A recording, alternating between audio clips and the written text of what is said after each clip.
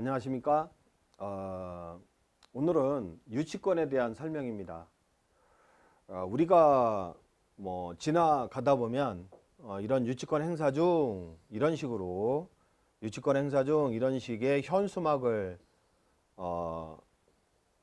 종종 보게 되는데, 왜 유치권이 생기느냐, 왜 또는 예방책은 없냐, 유치권이 생기지 않도록 예방하는 예방책은 없냐, 거기에 대해서 설명을 드리고자 합니다.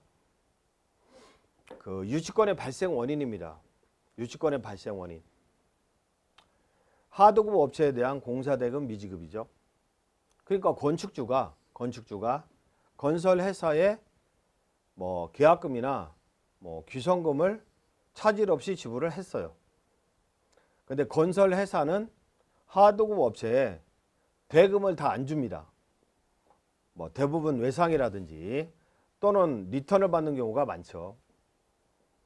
그러니까 만약에 골조회사에 3억을 줘야 된다.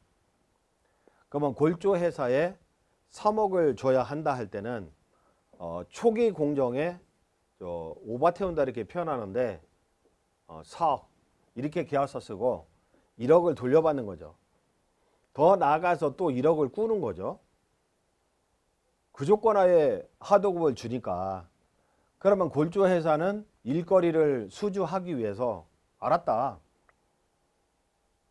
1억까지 꿔줄게.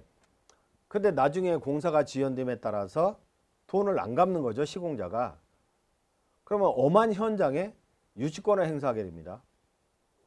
그래서 하도급 업체에 대해서 돈을 아예 안 준다든지 또는 일부를 미지급한다든지 또는 리턴에 갔다든지 근데 안 돌려준다든지, 그렇다면 하도급 업체가 유치권을 행사하는 경우가 있다는 거죠. 특히 골조업체나 설비업체가 유치권 행사하는 경우가 많죠. 공사비가 좀 많거든요. 그 다음에 설비업체 같은 경우는 전기 설비도 같이 하는 경우가 많은데 유치권 행사하기 참 용이하죠. 전기를 단선시켜버리면 공정이 진행이 안 돼요. 다른 공정이. 이런 방식으로 유치권 행사하는 경우가 많습니다. 그 다음에 유치권의 발생 원인. 건축주와 시공자 간에 외상공사를 약정한다. 예컨대 공사비가 6억인데 3억을 주고 3억을 외상하는 거죠.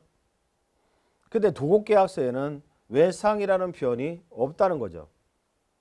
분명히 이 시공자는 3억 원에 욕심이 나서 외상공사를 약정한 겁니다. 3억을 다 빼먹은 거죠. 그 상태에서 공사를 중단시키는 거죠. 한 6개월 동안 싸워요. 결국에는 본색이 드러나죠. 현금을 요구합니다.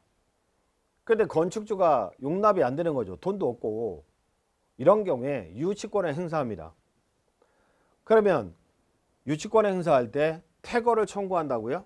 태거를? 일부 외상공사를 약정했음에도 불구하고 유치한다. 아무리 주장해봤자 도급계약서에는 외상이라는 표현이 없다는 거죠. 건축주 패소 판결을 받을 수 있다. 그 다음에 하도급 업체와 마찬가지로, 아니 시공자가 하도급 업체에 돈을 주고 하도급 업체는 인건비나 자재비를 지불해야 되는데, 이렇게 노무자들 인건비를 지불하지 않게 되면 노무자들이 현장을 점거하면서 막걸리 마시고 있는 거죠. 유치권의 발생 원인입니다. 다 돈 문제 아니겠습니까? 돈. 근데 건축주 입장에서는 돈을 다 줬다, 기성대로. 근데 그 돈이 다 쭉쭉 내려가지 않는다는 거죠. 않는다. 그래서 유치권이 행사되는 경우가 대부분이죠. 그러면 이 유치권 발생을 막기 위해서는 어떻게 해야 되겠냐? 할 때 일단은 공사대금의 흐름을 관리해야 된다는 거죠. 시공사한테 돈을 줘요. 하도급 업체한테 내려갑니다. 인건비, 자재비 이렇게 내려가는 것을 통제해야 된다는 거죠. 예컨대 월말이다. 월말에 기성을 평가해서 돈을 주기로 했다면 시공자한테 이체하죠. 그 자리에서 이체하는 걸 봐야 되죠. 그러니까 하도급 계약서까지 다 챙기고 있어야 되는 거죠. 건축주 입장에서는 이거 엄청나게 큰 사업입니다. 그냥 시공자만 믿고 방치할 일은 아니라는 거죠. 그 다음에 하도급 업체는 인건비나 자재비를 그 자리에서 다 이체를 해야 된다는 거죠. 그래서 이체 증서 또는 이체 내역을 건축주한테 다 제출을 해야 됩니다. 돈만 줄 게 아니라 돈 주고 이체 내역을 다 받아야 된다는 거죠. 그 다음에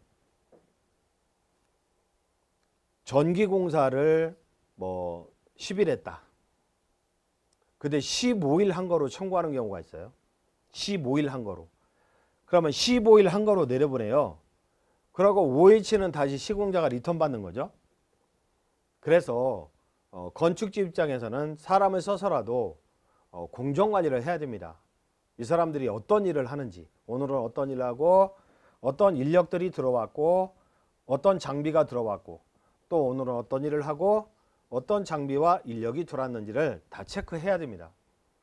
그래서 이 사람들한테 돈이 다 내려가는지를 체크를 해야 된다는 거죠. 그 다음에 견적 공종별, 공사의 종류별 견적서대로 직불하는 경우도 있어요. 직불. 그러니까 건축주 입장에서는 시공사, 하도급 업체 돈이 안 내려갈 수도 있잖아요. 돈을 줬는데 건축주가. 그래서 건축주는 이렇게 직접 직불하는 경우가 있어요. 근데 주의할 게 뭐냐면 직불 계약서를 작성해 주면 안 됩니다. 예컨대 설비업체한테 야 설비 열심히 공사해. 내가 너한테 직불해 줄게 하고 도장을 빵 찍어주면 안 됩니다. 나중에 그 설비 계약서 있잖아요. 직불 계약서. 이 직불 계약서를 막 돌립니다. 지도 뭐 인건비를 못 줬어. 그러면 채권량도 한다니까. 채권량도. 계약서상의 공사대금 채권량도. 돈을 줬음에도 불구하고 얘는 그걸 가지고 압류치고 그래요. 가압류치고 그래요. 그래서 복잡한 법률관계가 생기기 때문에 직불 계약서를 발행하면 안 된다. 직불은 해도. 어떻게 직불하느냐? 직불 요청서를 받는 거죠. 직불 요청서를 받는 거죠. 나 시공자는 건축주에게 우리 설비업체에게 공사대금 전액을 직불해 주기를 요청합니다. 얼마를 직불해 주기를 요청합니다 하고 인감을 첨부해야 되죠. 보통 사용인감증명서를 첨부하는데 이거를 받고 직불을 해야 된다는 거죠. 이거 안 받고 직불하면 시공사가 돈 달라고 그래요. 직불한 거 부인하면서. 그래서 직불 요청서 받고 직불을 해야 됩니다. 또 직불 계약서 직접 써주지 말라고 했어요. 그래서 직불 계약서 교부는 안 돼. 인감이 첨부된 시공사의 인감이 첨부된 직불 요청서를 받고 직불을 하는 것도 바람직하다는 거죠. 그 다음에 기성금을 다 주면 안 돼. 예컨대 10억 공사 중에 30% 공사했구나. 그러면 3억을 주면 안 돼요. 왜냐하면 하자가 만만치 않게 발생할 수 있거든요. 전기공사를 잘못했다. 골조를 잘못했다. 그래서 10%에서 15%를 유보하는 것이 좋습니다. 10% 유보하면 3억 줄 게 아니라 2억 7천만 주는 거죠. 근데 믿을만한 종합건설사야. 믿을만한 종합건설사가 시공자라면 한 5%만 유보해도 상관은 없습니다. 근데 좀 의구심 있는 종합건설사 그러면 10%에서 15%까지 유보하고 기성금을 지불하기로 약정을 해야 돼요. 도급계약서 쓸 때 마음 약해지면 안 됩니다. 안 된다고. 뭐 100% 달라. 알았다. 97% 줄게. 이런 식으로 마음 약해지면 안 된다고. 그것도 믿을 만한 종건사가 아닌데. 그 다음에 너 30%까지 공사를 했구나. 이거 기성고 평가하는 거 있잖아요. 기성고 평가하는 거는 초보 건축주들은 못 하잖아요. 불가능하죠. 그래서 전문기관을 활용을 해야 됩니다. 보통 기성고 평가 비용은 수백만 원에 이르기도 하지만 뭐 야매로 몇십만 원에 할 수도 있어요.